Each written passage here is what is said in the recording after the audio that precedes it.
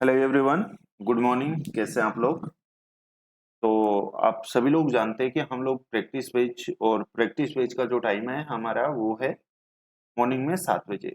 मैं आपको इतना विश्वास के साथ कह सकता हूँ कि ये क्लास देखने के बाद अगर आप पहली बार इस क्लास पर है, ठीक है, तो आपको इससे बेस्ट सॉल्यूशन, इससे बेस्ट कंसेप्ट और इससे बेस्ट क्वेश्चन सोल्व करने का जो तरीका है वो आपको कहीं नहीं मिलेगा। चाहे आप जो है वो कंप्लीट वीडियो देखने के बाद आपको रियलाइज होगा। ठीक है, आप सभी लोग जानते हैं कि मैं आप लोगों को ये जो प्रैक्टिस बेस शुरू किया है इसका जो टाइमिंग है वो मॉर्निंग में 7 बजे रखा है। यानी कि जो क्लासेज है वो मैं नाइट में रिकॉर्ड करता हूँ और उसके बाद में फिर मैं आप लोग के लिए अभी अपलोड कर रहा हूँ, क्योंकि दिन में जो है अभी टाइम है नहीं। ठीक है, और अभी मैं भी चाहता हूँ कि हम लोग लाइव क्लास करें, लेकिन लाइव के लिए अभी जो है वो स्टूडेंट अपने पास कम है। तो आप जितने भी स्टूडेंट हैं, प्लीज प्लीज प्लीज आप लोग ज्यादा से ज्यादा इस क्लास को क्या करें, शेयर करें। ठीक है, आइए शुरू करते हैं। आप मतलब सोच नहीं सकते कि इतना आसान भी क्वेश्चन हम लोग सोल्व कर सकते हैं इस मेथड से। ठीक है, तबीयत थोड़ी है खराब, लेकिन फिर भी करना है तो करना ही है। देखिएगा, ये कह रहा है कि pipe A and B can fill a tank in 20 hours and 30 hours respectively. ठीक है, हिंदी और इंग्लिश किसी को कोई प्रॉब्लम नहीं आएगी। इसमें दो पाइप है और दो पाइप है, ए और बी, और टैंक को 20 घंटे और 30 घंटे में ये क्या है भर सकते हैं। ठीक है, where pipe C is an empty pipe, और पाइप सी है वो एक खाली करने वाला पाइप है। देन कह रहा है कि when all three pipes are opened similarly, जब तीनों पाइपों को एक साथ खोला जाता है, the tank is 2/9 filled in 8 hours। ठीक है, तो टंकी का 2/9 भाग 8 घंटे में भर जाता है। ठीक है, in how much time can the pipe empty the first tank by 1/3। तो आपसे पूछ रहा है कि पाइप सी, ठीक है, पाइप सी अकेले टैंक के 1/3 भाग को कितने समय में खाली कर सकता है। ठीक है, यहाँ पर जो है वो सी पाइप आएगा। ठीक है, लैंग्वेज मिस्टेक है, कोई प्रॉब्लम है नहीं। समझते हैं क्वेश्चन को। देखिएगा, जो खाली करने वाला पाइप है उसको हम लोग पहले ही माइनस से डिनोट करेंगे और जो भरने वाला पाइप है उसको हम लोग प्लस से। तो ये कह रहा है कि ए और बी इतने घंटे में भर सकते हैं। चलिए, ए इसे कितने घंटे में भर सकता है, 20 घंटे में। ठीक है, और बी उसे कितने घंटे में भर सकता है, तो आप कहेंगे बी जो है उसको 30 घंटे में भर सकता है। ठीक है, अब सबसे पहले तो हम लोग इसका एलसीएम लेंगे, तो 20 और 30, इसका जो एलसीएम आएगा वो कितना आ जाएगा। अच्छा ठीक है, आगे आपको दिया गया है कि एक पाइप सी है, एक खाली करने वाला पाइप है। जब तीनों पाइपों को खोल दिया जाता है, तीनों पाइप कौन से हैं, यानी कि पहला पाइप भरने वाला, दूसरा भरने वाला और तीसरा क्या है, खाली करने वाला। ठीक है, और टंकी जो है वो कितने घंटे में भर जाती है, 2/9। 2/9 इक्वल में कितना है, 8 है। तो यहाँ से ये कितना हो जाएगा, यानी कि 36 घंटे में जो है वो टंकी भर जाती है। अब सबसे पहले तो हम लोग क्या लेंगे, इनका एलसीएम लेंगे। तो 20, 30 और 36, इसका जो एलसीएम आएगा वो कितना आ जाएगा, क्या 180 है क्या? आप कहेंगे बिल्कुल ठीक है, 180 ही इसका एलसीएम आएगा। 180 को जब 20 से डिवाइड करेंगे आएगा 9, 180 को 30 से डिवाइड करेंगे आएगा 6। ठीक है, और यहां से यदि हम लोग 180 को 36 से डिवाइड करेंगे तो कितना आएगा, यहां से आएगा 5। अब आप मुझे एक बात बताओ, ए प्लस बी की जो इफिशियंसी है वो 9 और 6 कितना है, 15 है। और मेरे को 15 में से क्या माइनस करूं कि यहाँ पर मेरे पास 5 आ जाए, तो आप कहेंगे जो सी की इफिशियंसी आएगी वो कितनी आ जाएगी, 10। ठीक है, अब सी की इफिशियंसी आ गई है। आपसे कह रहा है कि पाइप सी अकेला, तो पाइप सी अकेला यहाँ पर 180 लीटर टैंक है, उसको 10 घंटे की स्पीड से खाली कर रहा है। ठीक है, लेकिन ये क्या कह रहा है, 1/3 भाग ही खाली करना है। तो इसका 1/3 करना है, 0 से 0, और यहाँ से ये कितने टाइम्स, 6 टाइम्स। तो आप सभी लोगों का जो आंसर है वो कौन सा आ जाएगा, यहाँ से सी आप लोगों का करेक्ट आंसर होगा। उम्मीद है आप सभी सही ढंग से अच्छे से समझ पाए होंगे। ठीक है, बहुत आसान क्वेश्चन है।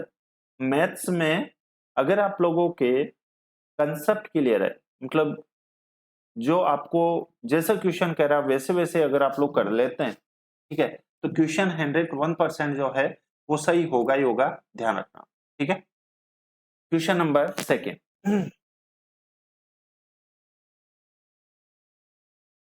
चलिए, क्वेश्चन कह रहा है कि the simple interest on a certain sum of money at 9.5% per annum for 10 years is, ये है, less than simple interest on the same sum of one money at 7% per annum for 1/2 years, what is the amount. आपसे कह रहा है कि एक निश्चित राशि पर 9.5% वार्षिक दर से 10 वर्षों का साधारण ब्याज, यानी कि सिंपल इंटरेस्ट। तो यहाँ से जो सिंपल इंटरेस्ट है वो कितना हो जाएगा, तो 9.5 को 10 से डायरेक्ट मल्टीप्लाई करेंगे, कितना आ जाएगा, 95%। ठीक है, आगे कह रहा है कि समान राशि पर 7% साधारण ब्याज की वार्षिक दर से 3.5 वर्षों का क्या है, मिश्र धन है बेटा, अमाउंट है। तो आपको पता है यदि 7% साधारण ब्याज से 3.5 वर्षों का यदि यहाँ पर मिश्र धन है तो ये कितना हो जाएगा, तो आप कहेंगे यहाँ से ये हो जाएगा 7 इंटू 3×9 7/2। ठीक है, और यहाँ से कितना आ जाएगा 24.5। ये तो क्या आ गया, ऐसा ही रेट, और इसमें अगर हम लोग प्रिंसिपल और ऐड कर दे तो यहाँ से अमाउंट कितना आ जाएगा, तो आप कहेंगे अमाउंट जो है वो आ जाएगा 124.5 आ जाएगा। ठीक है, आपको दिया गया है कि इन दोनों का जो डिफरेंस है वो ये है। ठीक है, तो यहाँ से 95% और 124.5 का जो डिफरेंस है वो कितना है, तो आप कहेंगे 19%। तो 2832 का जो डिफरेंस है वो कितना है, तो आप कहेंगे 29.5 है। और क्या पूछा है, प्रिंसिपल पूछा है, अमाउंट पूछा है, तो किससे मल्टीप्लाई कर दोगे, 100 से। ठीक है,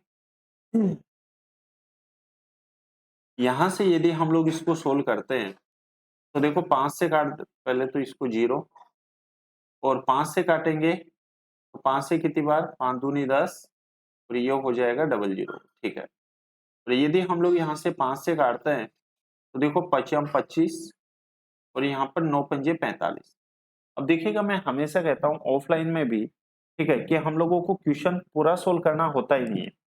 ठीक है, मुझे एक बात बताओ, यहाँ पर यदि मेरे को 9 से डिवाइड करना और कंप्लीटली डिविजिबल है, तो यहाँ पर जो ये लास्ट की जो लास्ट में 2 है वो किससे आता है, तो आप कहेंगे 8 से आता है क्या, आप कहेंगे बिल्कुल ठीक है।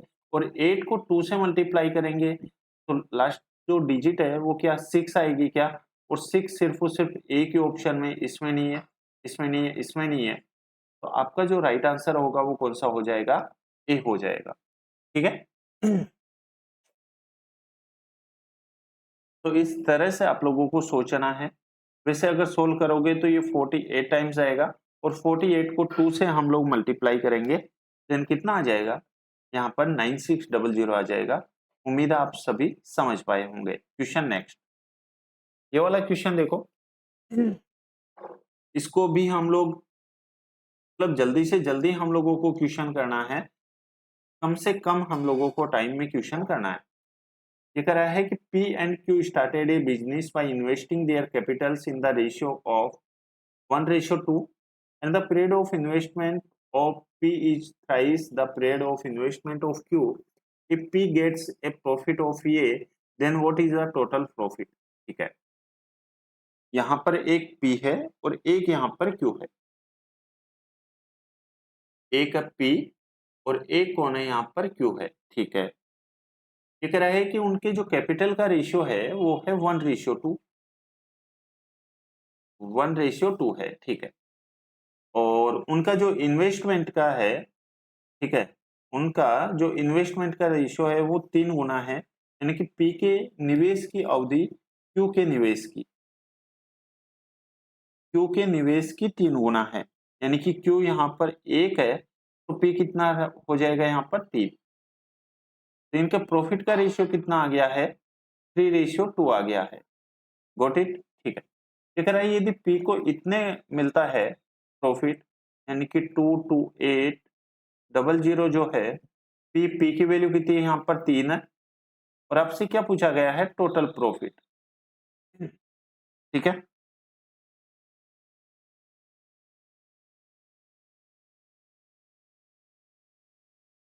ओके। तो यदि आप लोग यहां से देखेंगे तो देखो यहाँ पर ये जो है लास्ट में 3 से डिवाइड करना है और लास्ट में 8 आ रहा है, यानी कि ये कितने टाइम, क्या 6 से डिवाइड होगा क्या? ठीक है ना, किससे होगा, 6 से। और 6 से अगर हम लोग इसको डिवाइड करते हैं तो ये देखो ये कितना हो जाएगा, 76। और 76 को यदि हम लोग 5 से मल्टीप्लाई करते हैं तो 5 से मल्टीप्लाई करने का या फिर आधा कर दो तो आप कहेंगे यहाँ पर जो है वो कितना आ जाएगा, 38,000 आप लोगों का सही जवाब आ जाएगा। ठीक है, तो यदि हमें 5 से मल्टीप्लाई करना है देन वैल्यू को हम लोग क्या करेंगे, आधी कर दो। ठीक है, तो आंसर विल बी 26 इंटू 5 करेंगे तो 38,000 जो है आप लोगों का सही जवाब होगा। ठीक है, नेक्स्ट क्वेश्चन। सबसे पहले तो मैं आप लोगों से कुछ पूछना चाह रहा हूं। ठीक है, ये वाला क्वेश्चन यदि आप लोग थोड़ी बहुत भी मेरे क्लासेस देखते हैं, ठीक है, ये वाला क्वेश्चन पहले ही हम लोग विद इन सेकेंड्स में और बिना पेन चलाए कर सकते हैं। कैसे, समझाता हूं। आपको दिया गया है कि the volume of A right circular cylinder is ये है और इसकी जो हाइट इतनी है, what is the perimeter of the base of the circle. सबसे पहले क्या आप लोगों को ये टेबल पता है क्या? ठीक है, कौन सी टेबल? एक होती है रेडियस 7, 14, 21, ठीक है, फिर होगा 28, फिर होगा यहाँ पर 35 और फिर कितना है, 42 है। ठीक है, इसकी जो पेरीमीटर है, इसकी जो सरकमफेरेंस है, जो परिधि है, अगर रेडियस 7 है तो सरकमफेरेंस कितनी हो जाएगी, 44। अगर 14 है तो इसका डबल कर दो, कितना हो जाएगा, 88। अगर यहाँ पर 3 गुना है तो 44 का 3 गुना कर दो, कितना आ जाएगा, 132। अगर यहाँ पर 4 गुना है तो 4 गुना कर दो, 176। अगर यहाँ पर 5 गुना है तो 5 गुना कर दो, 220। और यदि यहाँ पर 6 गुना है तो 6 गुना कर दो, यहाँ पर 200, 264 आ जाएगा। ठीक है, रेडियस ये है, सरकमफ्रेंस ये है, देन एरिया कितना हो जाएगा, तो आप कहेंगे यहाँ से 154, फिर ये कितना हो जाएगा, 616, फिर यहाँ से ये एरिया कितना हो जाएगा, 1386। इन टेबल को आप लोगों को लिखना है। ठीक है, फिर आ जाएगा 2164, फिर कितना आ जाएगा, 3850। ठीक है, और फिर कितना आ जाएगा, 5544। ठीक है, आपसे क्या पूछ रहा है, इसका पेरीमीटर पूछ रहा है। तो पेरीमीटर, मुझे एक बात बताओ, क्या इस टेबल से आप इस क्वेश्चन को कर पा रहे हैं क्या? बिल्कुल कर पा रहे हैं। यानी कि अगर हमें यहाँ पर पेरीमीटर चाहिए और इसका जो एरिया है वो कितना दे रखा है, वॉल्यूम यहाँ पर 554.4 है, यानी कि पॉइंट है, तो यहाँ पर भी पॉइंट लग जाएगा। और आपका जो राइट आंसर है वो कौन सा आ जाएगा, यहाँ से ऑप्शन नंबर डी होगा। ठीक है, ये तो रहा कि आप टेबल से इसको डायरेक्ट कैसे कर सकते हैं, अगर टेबल याद है तो। जरूरी थोड़ा है कि टेबल आप लोगों को याद हो। तो इसके लिए आप क्या करोगे, आपको पता है कि जो सिलेंडर होता है उसका जो वॉल्यूम होता है पाई आर स्क्वायर एच। तो pi R square into H की वैल्यू कितनी है, 10, और ये किसके बराबर हो जाएगा, 554.4 के बराबर। ठीक है, तो यहाँ से पाई आर स्क्वायर बराबर जो है वो कितना आ जाएगा, आप कहेंगे 55.44 आ जाएगा। और आप सभी लोग जानते हैं यदि एरिया ये है, ठीक है, तो इसका जो सरकमफेरेंस है वो कितना हो जाएगा, तो आप कहेंगे 26.4 हो जाएगा। उम्मीद है आप सभी सही ढंग से अच्छे से समझ पाए होंगे, और ये तो टेबल आप लोगों को याद करनी पड़ेगी अगर आप लोगों को वास्तव में ही सिलेक्शन निकालना है तो। ठीक है, क्या हम लोग आगे बढ़े क्या, बताओ।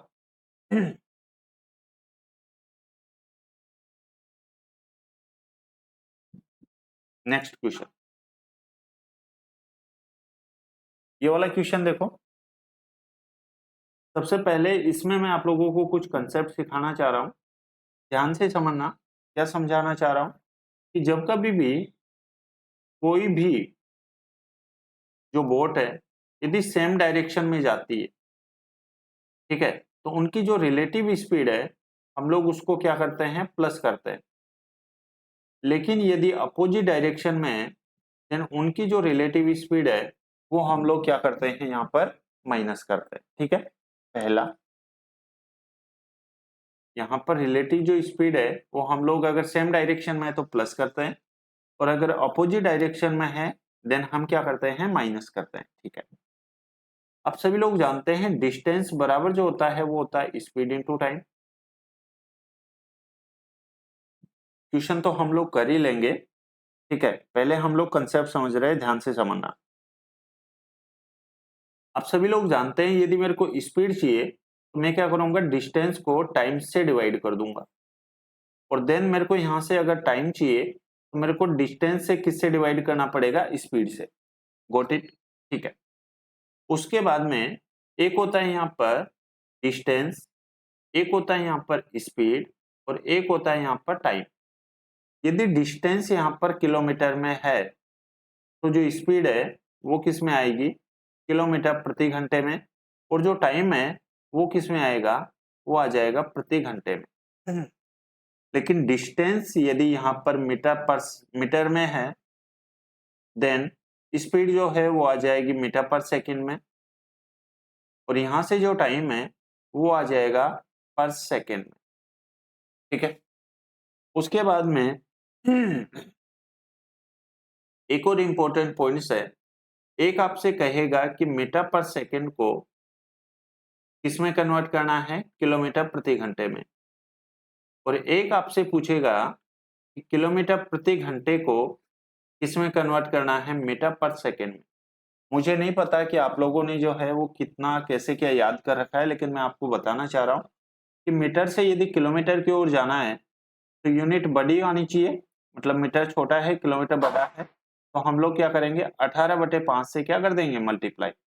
लेकिन अगर किलोमीटर से मीटर की ओर जाना है यानी कि बड़े से छोटा की ओर आना है तो फिर हम लोग 5/18 से क्या कर देंगे, यहाँ पर मल्टीप्लाई कर देंगे। ठीक है, ये बात सभी को समझ में आ गई, कोई डाउट है किसी को, पूछ सकते हैं। ठीक है, अब आता हूं क्वेश्चन पर। क्वेश्चन आप लोगों से आसान भाषा में पूछ रहा है कि एक नाव धारा को the time taken by a boat to go 21 kilometre downstream is equal to the time taken by it to go 9 kilometre upstream. ठीक है, ये 55 है जो एक्स्ट्रा लिखा हुआ है, और जो एक्स्ट्रा आता है उसको हम लोग हटा देते हैं। ठीक है, ये लो, चलिए 9 kilometre upstream it takes a total इतना टाइम लेती है, और सेम डिस्टेंस यदि डाउन स्ट्रीम की हो 5 किलोमीटर अप स्ट्रीम हो। ठीक है, ये कह रहा है कि 12 किलोमीटर डाउन स्ट्रीम, और यहां से कुछ मिस्टेक है क्वेश्चन में, और देखते हैं ये जो 5 किलोमीटर है ये यहाँ पर अननेसेसरी प्रिंट हो चुका है ना।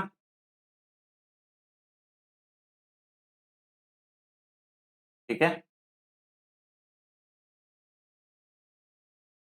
तो देख लेते हैं। It takes a total of, ठीक है, to cover the same distance of 12 kilometre downstream and upstream. ठीक है, how much time in hours will a boat take to go 28 kilometre downstream. ठीक है, अब question ठीक है, देखिएगा क्वेश्चन आप लोगों से कह रहा है कि एक नाव को धारा की दिशा में यानी कि रिलेटिव स्पीड को हम लोग प्लस करेंगे, और प्लस कितना हो जाएगा, अगर हम लोग इसको, ये 21 और ये 9 है, यदि 3 से हम लोग यहाँ पर सिंप्लीफाई करते हैं इसको, तो 3 से ये कितने टाइम्स कटेगा, 7 टाइम्स, और 3 से ये कितने टाइम्स कटेगा, 3 टाइम्स। तो यहाँ से x प्लस वाई की जो वैल्यू आ जाएगी वो तो कितनी आ जाएगी, 7, और यहाँ से डाउन स्ट्रीम यानी कि विपरीत दिशा में, ठीक है,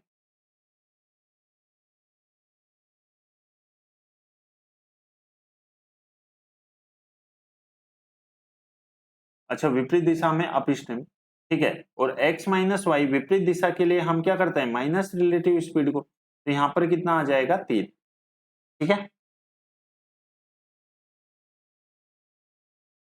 ओके। तो यहाँ पर ये रेशियो में आता है, तो हम लोग इसको 7k मान लेते हैं और इसको कितना मान लेंगे, 3k, ठीक है, आगे बढ़ते हैं। ये कह रहा है कि धारा की दिशा में, तो धारा की दिशा में यानी कि 12 किलोमीटर किस स्पीड से, 7k की स्पीड से, ठीक है ना, प्लस में धारा की दिशा में और विपरीत दिशा में यानी कि 12 अपॉन में विपरीत दिशा में यानी x माइनस वाई कितना है, 3k, और दोनों में जो टाइम लगता है उसको 5 से 5/7 यानी कि 7 पंजे 35, 40/7 घंटे उसको लगते हैं, ठीक है। यहां से यदि हम लोग इसको सिंप्लीफाई करते हैं तो एलसीएम कितना आ जाएगा, 21, 21 के तो ये तो आ जाएगा भारतीय 36, ठीक है, प्लस के तो ये कितना हो जाएगा, 84, तो यहां से कितना आ जाएगा, 120/21 के, और इक्वल में आ जाएगा 40/7, ठीक है। तो यहां से जब हम लोग इसको सोल्व करेंगे, 3 से ये 40 बार और 3 से 7 बार, 7 से 7, 40 से 40, तो के की जो वैल्यू आ गई है वो कितने आ गई है, 1। अब से कह रहा है यहाँ पर कि नाव को धारा की दिशा में 28 किलोमीटर जाने में कितना समय लगेगा, तो 28 किलोमीटर जाने में बोट को, और बोट की जो स्पीड है वो कितनी, 7k, तो यहाँ पर 7 इंटू 1 कितना हो जाएगा, 7 ही, और आंसर कितना आ जाएगा यहाँ से, 4 घंटे। ऑप्शन नंबर आ जाएगा यहाँ से सी, ठीक है। एक बढ़िया क्वेश्चन तो नहीं कह सकते, लेकिन हाँ कंसेप्ट बेस्ड था, और कंसेप्ट बेस्ड क्वेश्चन आजकल आते ही आते हैं, ध्यान रखना, ठीक है। ये वाला क्वेश्चन मुझे करके बताओ सभी स्टूडेंट्स, मैं जानना चाहता हूं कि आपने इस क्वेश्चन को किस तरह से सोल्व किया है, ठीक है। देखिएगा क्वेश्चन एकदम आसान है कि a 240 metre long train crosses a pole in 18 second and completely passes another train running in the opposite direction at a speed of 42 km per hour in 17 seconds. What is the length of the second train? एक 240 metre लंबी train एक खंबे को 18 second में पार करती है, ठीक है, और 42 किलोमीटर प्रति घंटे की चाल से विपरीत दिशा में चल रही दूसरी ट्रेन को 17 सेकंड में पूरी तरह से पार कर जाती है। तो दूसरी ट्रेन की लंबाई आपसे पूछी गई है।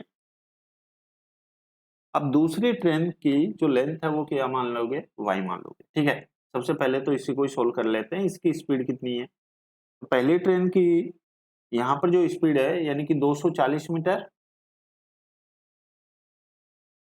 लंबी एक ट्रेन है और एक खंबे को 18 सेकंड में पार कर लेती है, ठीक है, 18 सेकंड में, तो इसकी स्पीड आ जाएगी, आपको पता है ये मीटर और ये मीटर पर सेकंड में है, हमें किलोमीटर में चाहिए, तो मीटर से किलोमीटर में जाने के लिए हम क्या करते हैं, 18/5 से मल्टीप्लाई करते हैं, अभी हम लोग सीख के आए, तो यहाँ से तो कितना आ जाएगा, आप कहेंगे 48 किलोमीटर प्रति घंटे आ जाएगा, ठीक है। पहली जो स्पीड है पहली ट्रेन की वो 48 किलोमीटर प्रति घंटे है, दूसरी जो ट्रेन की स्पीड है वो है 42 किलोमीटर प्रति घंटे, और ये दोनों अपोजिट डायरेक्शन में जा रही है, तो रिलेटिव स्पीड जो है वो कितनी आ जाएगी, तो 48 और 42 90 किलोमीटर प्रति घंटे, ठीक है। अब आपसे दूसरी ट्रेन की लेंथ पूछी गई है, ठीक है, पहली ट्रेन की जो लेंथ है वो तो है 240, दूसरी ट्रेन की लेंथ में y मान लेता हूँ, ठीक है।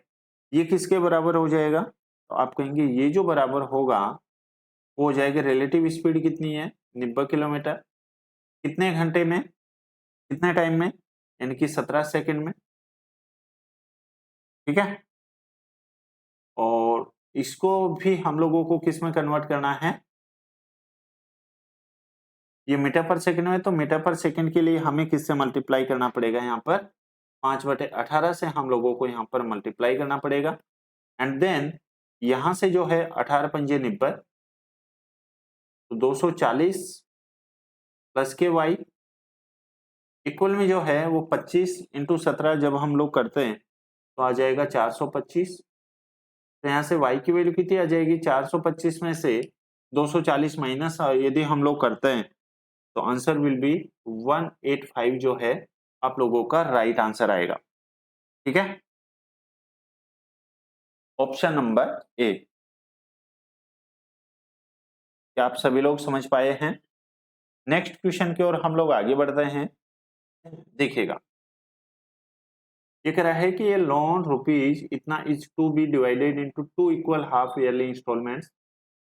10,200 रुपए का जो ऋण है वो 2 समान अर्धवार्षिक किस्तों में चुकाया जाना है। If the interest rate is 8% per annum yearly per year, compound half yearly, then how much interest is charge in this scheme, ठीक है।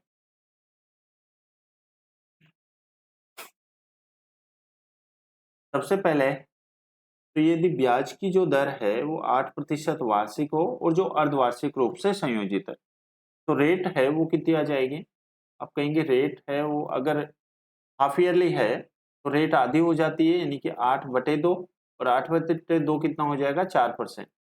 4% का जो फ्रैक्शन होता है वो कितना होता है? 1/25, यानी कि 25 से 1 बढ़ के कितना हो जाएगा? 26, ठीक है। फिर सेकेंड टाइम चक्रवर्ती ब्याज है तो 25 का स्क्वायर 625, और यहाँ पर 26 का स्क्वायर कितना होता है? 676 होता है, ठीक है। ये कह रहा है कि 2 समान अर्धवार्षिक किस्त है, 2 समान किस्त है वो समान है, यानी कि ये 676 है तो इसको भी 676 बनाएंगे, और इसको 676 बनाने के लिए किससे मल्टीप्लाई कर देंगे? 26 से। अगर इसको 26 से मल्टीप्लाई किया है तो इसको भी 26 से मल्टीप्लाई करेंगे, और 25 इंटू 26 कितना हो जाएगा? 650।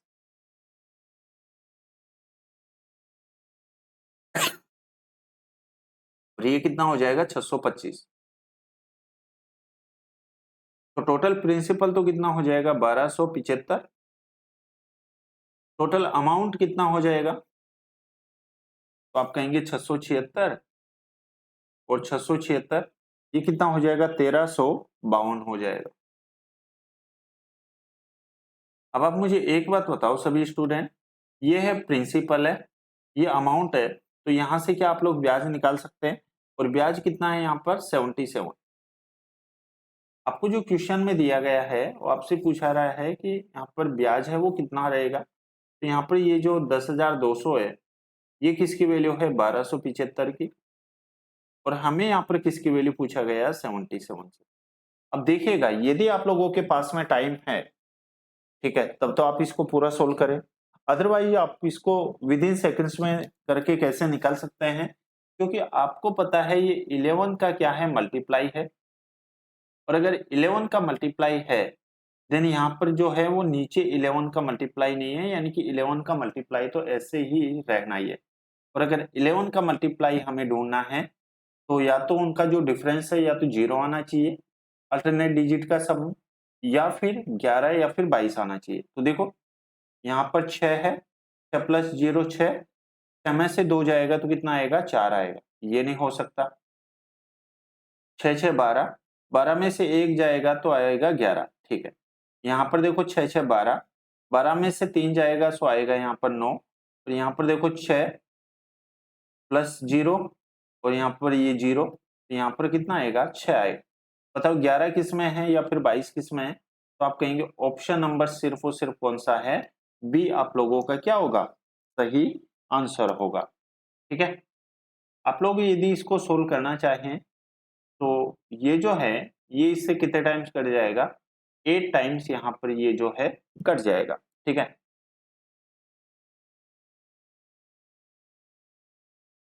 क्या हम लोग आगे बढ़े, नेक्स्ट क्वेश्चन की ओर हम लोग चलते हैं। देखिएगा, मैं फिर से समझाना चाह रहा हूं, एक जो होता है वो होता है डायरेक्टली प्रोपोर्शनल और एक होता है इनवर्सली प्रोपोर्शनल। डायरेक्ट प्रोपोर्शनल कैसे, जैसे x के इक्वल में ये y, ये हो गया है डायरेक्ट प्रोपोर्शनल।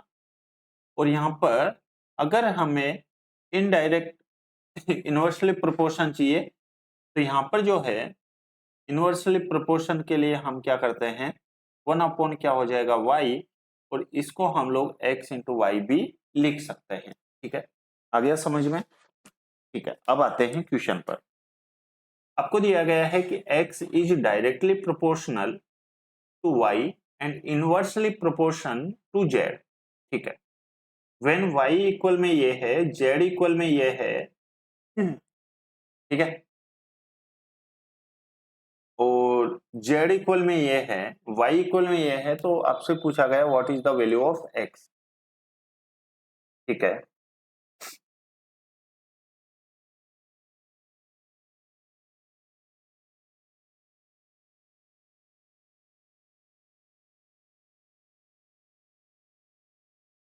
यहाँ पर ये जो है देन x बराबर कितना है, यहाँ पर 5 है।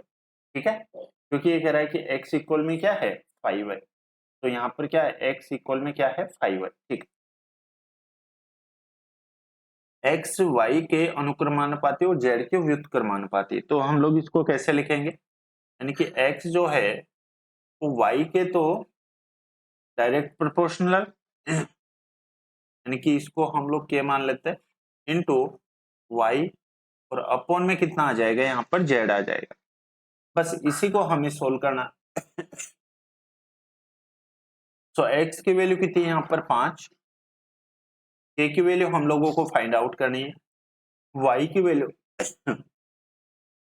y की वैल्यू है यहाँ पर 1.5 है, और z की जो वैल्यू है वो ये है यहाँ पर 2, तो पॉइंट हटाएंगे यहाँ पर 0, और यहाँ से 5 से काटेंगे 3 बार, 5 से 4 बार, तो k की जो वैल्यू है वो निकल के कितनी आ जाएगी 20/3। अब k की वैल्यू 20/3 है, तो हम लोग k की वैल्यू यहाँ पर रख देंगे, तो k की वैल्यू कितनी आई है 20/3, तो x की वैल्यू कितनी है, तो x की वैल्यू है यहाँ पर x बराबर जो है वो कितना आ जाएगा 20/3, यानी कि k की वैल्यू तो कितनी 20/3 इंटू y की वैल्यू है वो कितनी आ जाएगी 9, और यहाँ पर z की जो वैल्यू है वो कितनी आ जाएगी 2.5।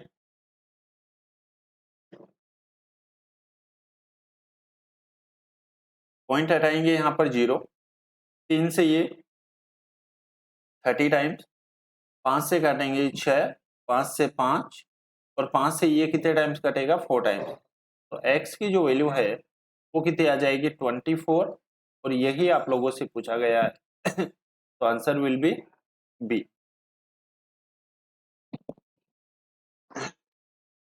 ठीक है,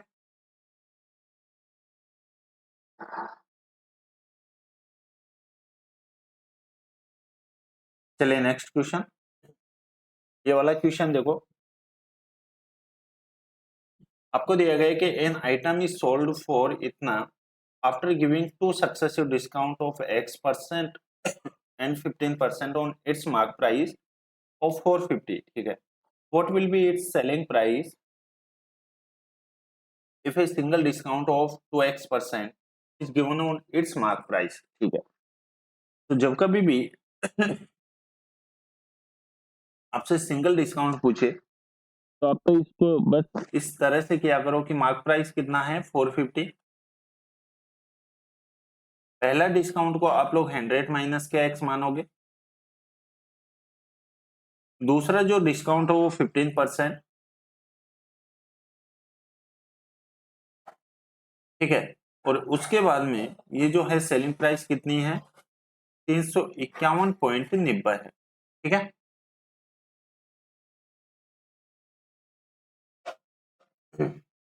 यहां से यदि हम लोग इसको सोल्व करते हैं तो यहां से ये आ जाएगा यहाँ पर 100, ठीक है, और 100 से यहाँ पर 100 कैंसिल आउट हो जाएगा, ठीक है। उसके बाद में यहां से यदि हम लोग 9 से काटते हैं,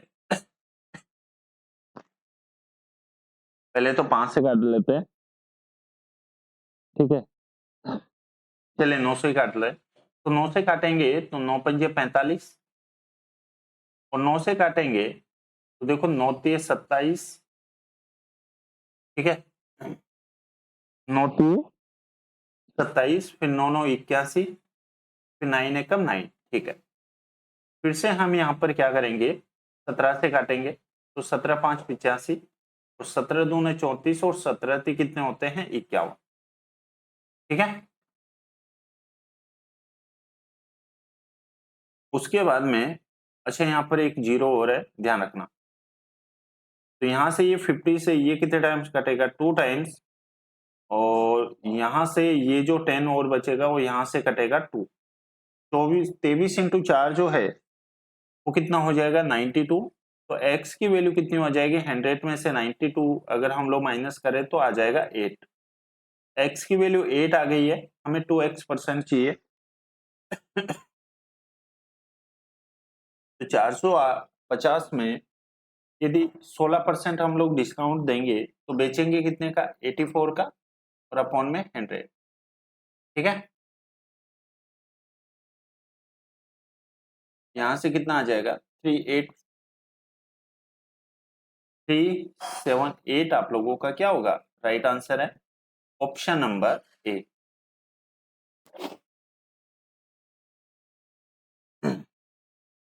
ठीक है, नेक्स्ट क्वेश्चन।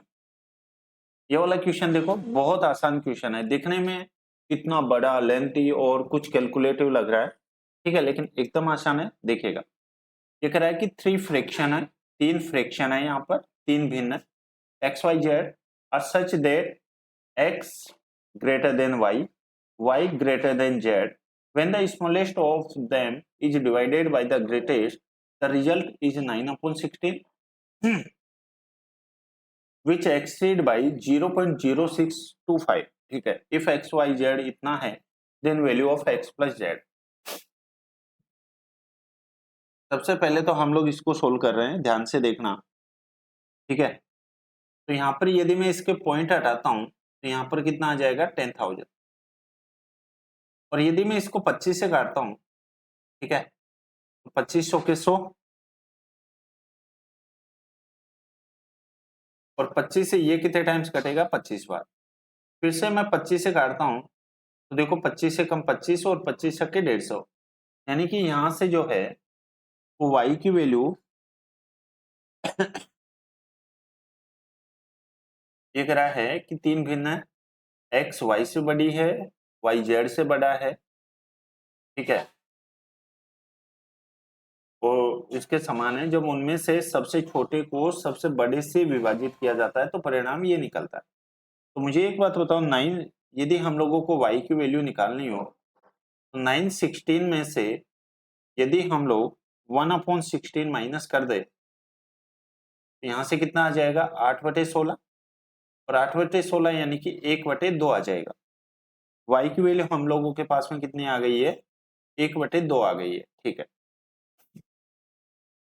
आपको पता है x plus Y plus Z की वैल्यू ये है, ठीक है। तो x प्लस वाई की वैल्यू कितनी है, यहाँ पर 1/2 रख दो। z की वैल्यू हम लोगों को नहीं पता, और ये जो है ओवरऑल 24 और 13 कितना हो जाएगा 37 बटे कितना हो जाएगा 24। तो यदि मेरे को यहाँ से x प्लस जेड की वैल्यू चाहिए तो 37/24 में से मैं 1/2 माइनस कर दूंगा, ठीक है। तो 34 में से 12 हम लोग माइनस करेंगे तो कितना आ जाएगा 25/24 आप लोगों का सही राइट आंसर होगा, ठीक है।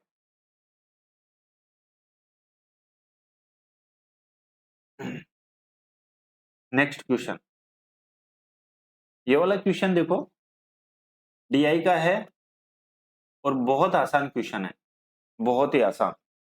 बस आपको जो है इसकी लैंग्वेज समझना है। ये कह रहा है कि the average production of rice by the states in 2018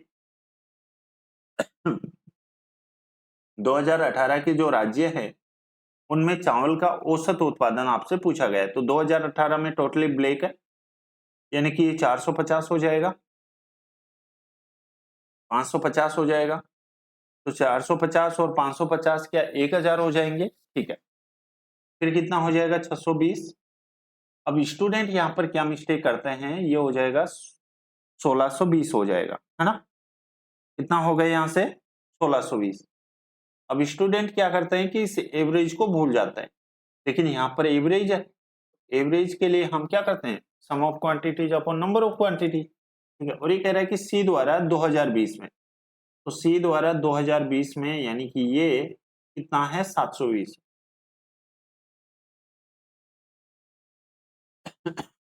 5 से 15, 18 से काटेंगे तो 18 से 3 बार और 18 से 4 बार।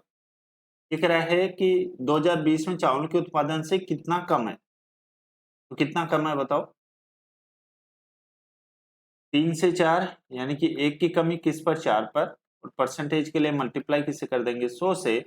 1/4 जो है वो कितना होता है कि 25% होता है क्या, और यही आप लोगों से पूछा गया, ठीक है। चलिए ये वाला क्वेश्चन बताओ और आंसर दो।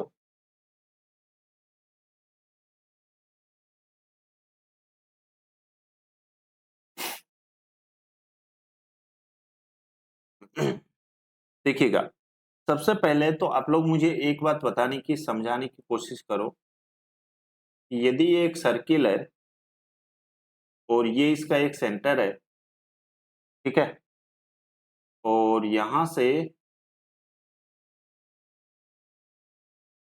कुछ इस तरह से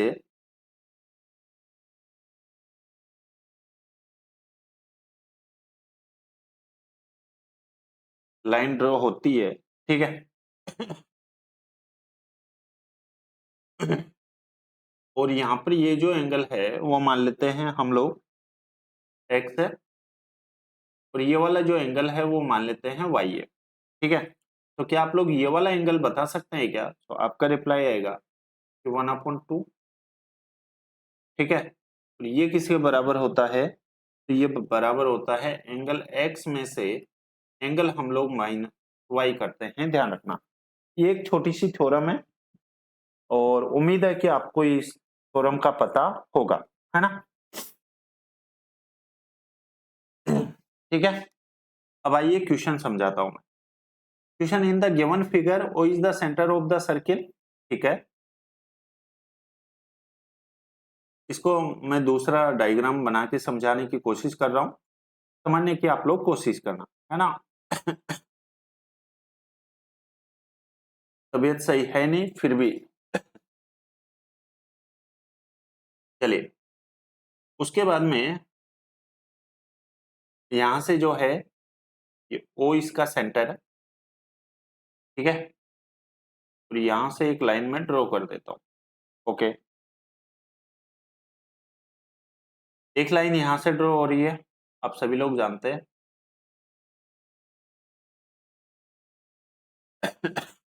उसके बाद में एक लाइन यहां से ड्रॉ हो रही है,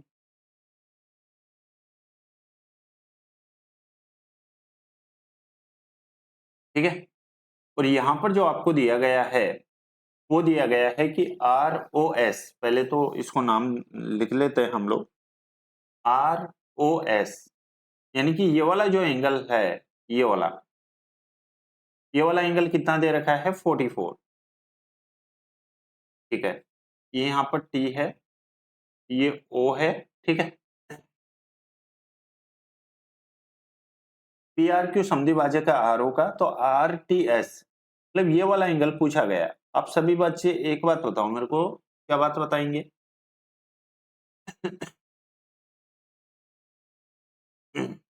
ध्यान से समझने की कोशिश करना कि यदि ये 44 है तो ये वाला जो एंगल है वो आप लोग बता सकते हैं क्या? एक स्ट्रेट लाइन पे बना एंगल कितना होता है? तो आप कहेंगे 180 डिग्री होता है। कितना होता है? 180 डिग्री। तो यहाँ पर ये वाला एंगल पूछा गया है। सो हम क्या करते हैं, 180 में से 44 माइनस और अपॉन में 2। तो देखो यहाँ से कितना आ जाएगा, 136 अपॉन में 2, और 136 अपॉन में 2 जो है वो क्या 68 डिग्री होगा क्या? और यही आप लोगों से पूछा गया है। उम्मीद है आप सभी सही ढंग से अच्छे से समझ पाए होंगे। मैंने कोशिश की थी कि मैं आपको पहले पूरे कंसेप्ट समझाऊं और उसके बाद में क्वेश्चन समझाऊं। अभी तबीयत ऐसी है, और अगर आप चैनल पे नए हैं तो प्लीज प्लीज प्लीज इसको ज्यादा से ज्यादा लाइक शेयर और सब्सक्राइब करें, और अपने फ्रेंड्स के साथ ज्यादा से ज्यादा शेयर करें। ठीक है, मैं मिलता हूं आप लोगों से नेक्स्ट क्लास में। तब तक के लिए thank you, bye bye, take care.